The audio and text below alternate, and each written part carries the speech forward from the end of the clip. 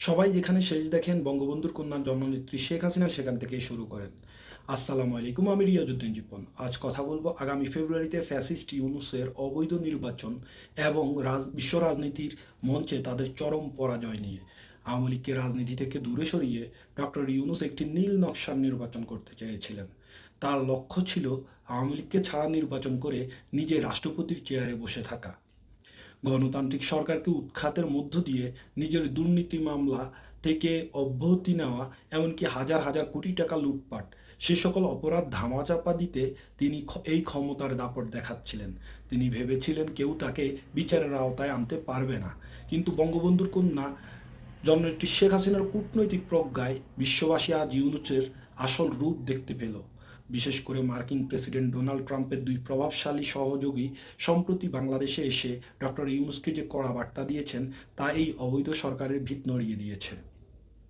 যমুনায় অনুষ্ঠিত সেই দীর্ঘ বৈঠকে মার্কিন প্রতিনিধিরা স্পষ্ট জানিয়ে দিয়েছেন, বাংলাদেশ আওয়ামী লীগের উপর থেকে সকল নিষেধাজ্ঞা তুলে নিতে হবে এবং তাদের নির্বাচনে অংশগ্রহণের সুযোগ দিতে হবে।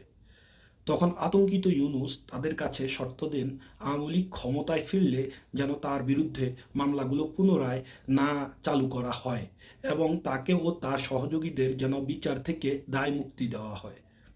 তখন মার্কিন প্রতিনিধিরা তার এই ব্যক্তিগত দাবির কোনো নিশ্চয়তা না দিয়ে বরং সাফ জানিয়ে দিয়েছেন, আপনাকে যা করতে বলা হয়েছে আপনি তাই করবেন। আশ্চর্যের বিষয় হলো, এই বৈঠকের পর ইউনূসের তথাকথিত প্রপাগান্ডা সচিব ডাস্টবিন শফিক তার নিয়ন্ত্রিত সংবাদ মাধ্যমে প্রচার করল যে ইউনূস নাকি প্রতিনিধিদের বলেছে আওয়ামী লীগকে ক্ষমা চাইতে হবে। এটি ডাহা মিথ্যা এবং বিশ্ব রাজনীতিতে এটি হাস্যকর দাবি।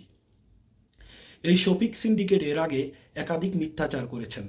যেমন নরেন্দ্র মোদীর সাথে সাক্ষাতের পর তারা রটিয়েছিলেন যে ভারত নাকি শেখ হাসিনাকে কথা বলতে নিষেধ করবে। কিন্তু ভারতের পররাষ্ট্র মন্ত্রণালয় স্পষ্ট জানিয়ে দিয়েছেন, ভারত একটি স্বাধীন সার্বভৌমত্ব দেশ এবং তারা কারও বাক স্বাধীনতা হনন করবে না। এছাড়া তারা আরও গুজব ছড়িয়েছেন যে ব্রিটিশ রাজা ইউনূসের জন্য বিমানবন্দরে অপেক্ষা করবেন, অথচ 3 সেকেন্ডের একটি সৌজন্য সাক্ষাৎ ছাড়া ইউনূসের কপালে আর কিছুই জুটেনি।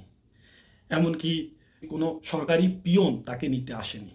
এমনকি এছাড়াও মালয়েশিয়ার আধুনিক রূপকার মাহাথির মোহাম্মদকে নিয়ে তারা মিথ্যা সংবাদ প্রচার করেছিল, যা পরে খোদ মাহাথির মোহাম্মদ নিজেই এই সংবাদটিকে মিথ্যা বলে প্রমাণ করেছেন।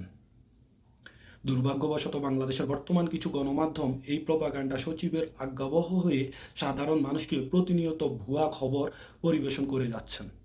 আজ শুধু মার্কিন যুক্তরাষ্ট্র নয়, যুক্তরাজ্য, রাশিয়া এবং ভারতসহ বিশ্বের প্রভাবশালী দেশগুলো ডক্টর ইউনূসকে প্রচণ্ড চাপে রেখেছেন। ইনশাল্লাহ খুব শীঘ্রই বাংলাদেশ আওয়ামী লীগ রাজপথে তার সগৌরবে ফিরে আসবে। তৃণমূলের সকল নেতাকর্মী এবং সমর্থকদের বলছি, আপনারা প্রস্তুত থাকুন। যার যার অবস্থান থেকে নেত্রীর নির্দেশ মোতাবেক কাজ করার জন্য তৈরি হন। অন্ধকার কেটে আলো সূর্য উঠবেই ইনশাল্লাহ।